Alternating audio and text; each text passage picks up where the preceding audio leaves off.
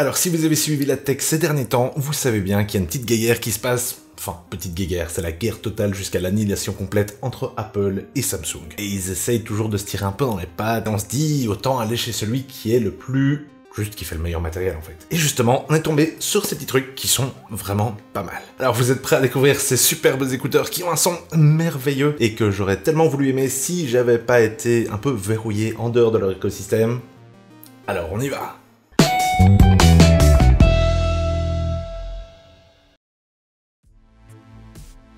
Alors les voilà, les Samsung Galaxy Buds 2 qui ont une jolie petite boîte.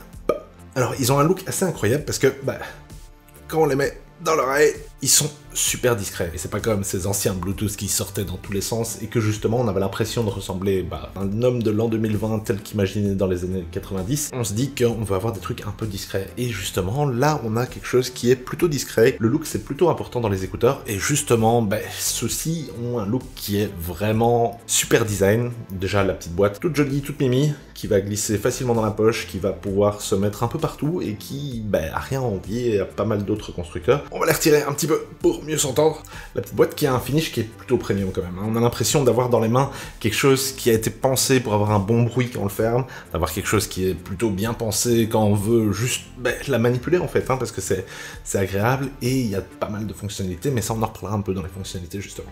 À part ça, ils sont méga légers. Quand on les a dans l'oreille, ça peine si on se demande à certains moments tiens, est-ce que j'ai mes écouteurs encore? Parce que c'est vraiment quelque chose où c'est pas comme les XM4 qu'on avait pu tester de Sony qui, sont assez massifs, Après, ils justifient cette lourdeur avec une énorme batterie. Ici, c'est peut-être un des petits points faibles, mais on en reparlera après. On a vraiment, la libération d'avoir des écouteurs de qualité qui soient légers et super confortables. C'est le genre d'écouteurs qui...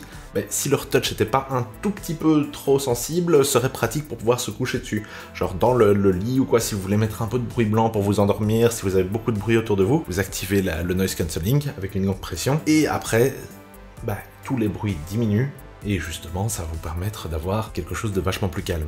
Là, justement, vous serez bien isolé avec une qualité de son qui est phénoménale, et on va en parler un peu plus dans la qualité son maintenant. Quand je les ai mis, je les ai écoutés, je suis passé à travers quelques musiques, j'ai réécouté quelques-unes, et je me suis dit, c'est pas possible, ils ont dû se planter. Je suis allé voir sur la boîte, et il n'était pas marqué Pro dessus. Parce que franchement, on s'approche beaucoup plus de ce que les Buds Pro font que ce que les premiers étaient, justement. Et ça, c'est quand même assez impressionnant par rapport à toute la qualité de technologie qu'ils ont pu mettre dedans. C'est qu'on a quelque chose de léger, qui est plutôt appréciable niveau look, et qui...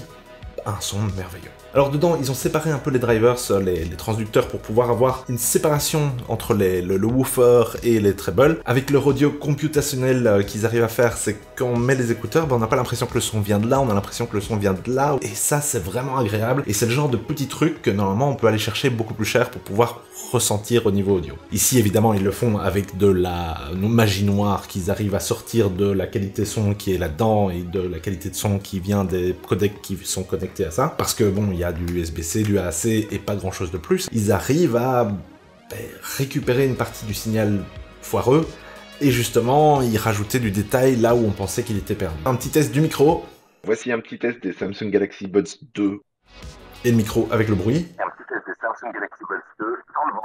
C'est là qu'ils pêchent un petit peu quand même par rapport aux AirPods par exemple, parce que les AirPods ont vraiment ce faisceau qui va aller chercher la voix jusqu'au bout de la bouche et avoir quelque chose de correct avec de l'isolation magique. Mais ceux-là, ils sont pas au niveau du Pro non plus, parce que les Pros justement avaient ça vachement mieux, autant la qualité son est sensiblement proche, là la qualité micro est quand même un cran en dessous. J'ai trouvé qu'ils avaient un tout petit peu trop d'aigus, donc les S et tout ça étaient parfois un tout petit peu trop cristallins. Pas aussi fort heureusement que ce qu'on a pu tester sur les CX True Wireless qu'on avait testé il y a 2 semaines je pense, ou 3 semaines, ça fait déjà longtemps.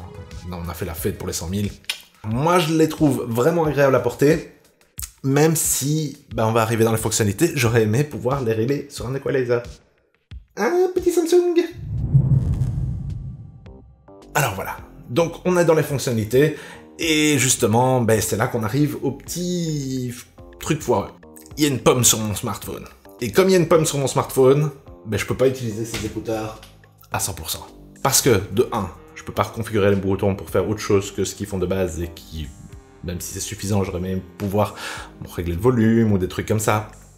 J'aurais aimé pouvoir aussi régler un petit peu ces aigus pour pouvoir, avec le equalizer qui a l'air justement vraiment bien. Ici on a un vrai equalizer qui va réussir à compenser justement ces petits effets qu'on a envie de compenser par rapport à notre oreille ou par rapport à comment on écoute la musique, etc. Et ça, je peux pas. D'abord j'ai téléchargé l'application, je les avais connectés à mon iPad. Je vais voir dans le livret, c'est l'application Samsung Wearable qui est normalement dans l'App Store. Il n'y a pas l'application Wearable. Par contre je vois une application Galaxy Buds. Donc je me dis, ah tiens, il s'appelle les Galaxy Buds 2. Notez le 2 qui sera plutôt important dans la suite de notre histoire. Et quand je télécharge l'application, elle fonctionne pas sur mon iPad. Ok, ça fonctionne pas sur mon iPad, je la télécharge sur mon iPhone. Et elle se lance, parfait, génial. J'arrive dans le menu pour pouvoir choisir mes écouteurs, et dedans, il y a les plus, les pros, et pas ceux-ci. Alors, merci Samsung de faire des écouteurs aussi bien. Mais si vous voulez tellement être Apple, alors commencez pas à faire plein d'applications dans tous les sens pour tous les autres smartphones, parce que celle-là, elle sert à rien pour ces écouteurs-là. L'application a l'air vraiment pas mal, justement, elle permet d'avoir encore plus de complétion dans tout ce que peut apporter ces écouteurs, notamment la réduction de bruit. Elle permet d'être réglée, le niveau de transparence et tout ça. Et ça aurait été vraiment pas mal, sauf que là, moi je suis coincé avec mon iPhone à pas pouvoir le faire. C'est pas la mort, je me doutais bien qu'en achetant un produit Samsung, ça fonctionnerait pas trop sur un Apple, à moins que normalement sur le contraire, et que justement je me disais que ils font jamais que suivre Apple dans les péripéties du jardin le plus fermé possible. On en attendait un peu plus de Samsung, mais en même temps, c'est de bonne guerre, hein. Alors aussi, dans les fonctionnalités, dessus, il y a du touch. Alors le touch, c'est vraiment bien pour pouvoir régler des trucs et tout ça, mais le problème, c'est que ça marche plus ou moins 3 fois sur 4. Alors, c'est pas horrible, c'est juste qu'il faut aller exactement sur le bout, il faut faire une touche franche, bien y aller, et bon, c'est pas ce qu'on attendait de la part de Samsung. Un peu plus de contrôle fin, ou alors avoir des gestes qui permettaient de lever le volume et tout des trucs comme ça. Aussi, un petit truc qu'on a tendance à les replacer dans l'oreille, parce que voilà, les écouteurs ça glisse, parce qu'on retire, qu'on remet, tout ça.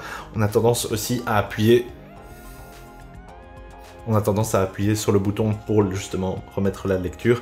Et ça c'est un tout petit peu dommage, on aurait aimé pouvoir avoir, je sais pas, une détection des intentions, un peu de deep learning, savoir que quand on enlève l'écouteur ou qu'on appuie avec 2 doigts, ça peut enlever la détection des touches. Parce que le to touch, ça veut dire qu'on peut plus le toucher sans appuyer sur quoi que ce soit. Là je viens de remettre la musique. Ils sont IPX2, donc IPX2 ça veut dire qu'ils peuvent avoir de l'eau qui passe à côté de pas trop près si possible, et que voilà, ils vont pas, si jamais il y a quelques gouttelettes dessus, ils vont pas mourir, mais il faut pas non plus que ce soit une grosse course où il commence à y avoir de l'eau dans vos oreilles ou de la pluie ou quoi que ce soit. Donc là on est un petit peu déçus parce que c'est pas quelque chose qu'on s'attendait, surtout vu qu'ils ont un look sport qui tiennent plutôt bien sur la tête, mais en même temps on peut pas tout avoir. Alors on en revient un petit peu à ce qui est le plus impressionnant sur ces petits écouteurs qui sont à peine à 150 € et même parfois moins cher quand vous les trouvez en promo, donc ça peut valoir le coup de chercher un petit peu, vérifiez les liens dans la description si vous voulez les prix les plus à jour. Et justement, c'est qu'ils ont une réduction de bruit active et pas la réductionnouillette de bruit qu'on peut avoir sur certains Jabra qui ont rajouté par la suite un tout petit truc qui permet d'enlever le bruit. Non, là on a vraiment une bonne grosse réduction de bruit. Bon, on n'est pas au niveau des XM4, hein, ça, pour l'instant il n'y a pas grand chose qui l'est. En fait, en intra, il n'y a rien. Mais justement, cela, ça va pouvoir vous permettre de réduire un bon coup les bruits ambiants, et après la musique qui va passer au-dessus, vous entendrez quasi plus rien. Et justement, ça fait que ça en devient une très bonne proposition, parce qu'à 150 €, ils viennent plutôt titiller les AirPods normaux, qui eux n'ont pas la réduction de bruit. Alors il va falloir voir ce que Apple est prêt à sortir avec la 3e génération, parce que sinon il faut aller chercher du côté des Beats pour pouvoir avoir quelque chose de plus ou moins comparable dans la même genre de gamme de prix, et on a l'impression de se faire un peu plus arnaquer quand même du côté de chez Beats que de la part de Samsung ici, avec cette qualité qui est quand même assez pro pour ces écouteurs qui sont estampillés à peine 2 et c'est tout. Alors voilà, on va en arriver à la batterie qui, ça va. Alors on est aux alentours de 5 heures avec la réduction de bruit activée, et on passe un peu au-dessus des 7 heures, 7h30 quand on arrive avec la réduction de bruit active désactivée. Et avec la boîte, on arrivera plus ou moins à 20 heures, 27 heures selon que vous activez ou pas l'ANC. Donc ça va encore, c'est dans la bonne moyenne, mais ça reste dans la moyenne quoi. Vous pouvez toujours les taper 5 minutes dans la boîte et vous aurez de nouveau 1 heure d'écoute avec, donc ça c'est vraiment pas mal. Alors, pour la charge, on a un petit câble USB-C d'un côté pour mettre dans la boîte. Et aussi le sans fil Parce qu'avec le sans fil, vous pourrez recharger aussi sur votre smartphone Samsung avec le PowerShare, qui est vraiment pratique quand même. À un moment, il faudrait que Apple se réveille et fasse un truc du genre pour pouvoir recharger son Apple Watch et tout ça. Et aussi, sur un chargeur Qi, vous le mettez dessus, ça commence à se recharger. On va en arriver à la conclusion. Et cette conclusion, c'est au final quelque chose de vraiment agréable, avec un son vraiment génial, qui aurait pu être un petit peu plus compatible, et qui malheureusement tombe un petit peu dans les choux en ce qui concerne le touch et tout ça, mais c'est pas quelque chose de vraiment grave, surtout si vous avez l'habitude de régler ça sur votre smartphone. En même temps, j'ai l'impression que cette qualité audio va permettre de pouvoir surpasser la plupart de ses défauts. Donc moi, je dirais... franchement, allez-y. Si vous avez un smartphone Samsung, encore plus, parce que vous aurez de l'appairage avec juste la proximité, donc ça c'est vraiment génial. Et en plus, vous aurez de très bons écouteurs, de très beaux écouteurs. Ça aurait pu durer un tout petit peu plus, mais le son va les rattraper grandement. Avec de l'ANC en plus. Ils sont pas mal. Ils sont vraiment pas mal. Alors voilà qui termine ce petit test de ces écouteurs vraiment sympathiques. J'espère que vous avez pu apprécier. Et si vous avez envie de nous dire, dites-le dans les commentaires, en dessous dans la vidéo. Si jamais vous n'avez pas envie de nous le dire, dites-le nous quand même dans les commentaires, on n'est jamais contre. Et n'hésitez pas de vous abonner et à faire sonner la petite cloche si vous voulez être notifié à chacune de nos nouvelles vidéos. Et sur ce, à la prochaine sur la chaîne des dénicheurs.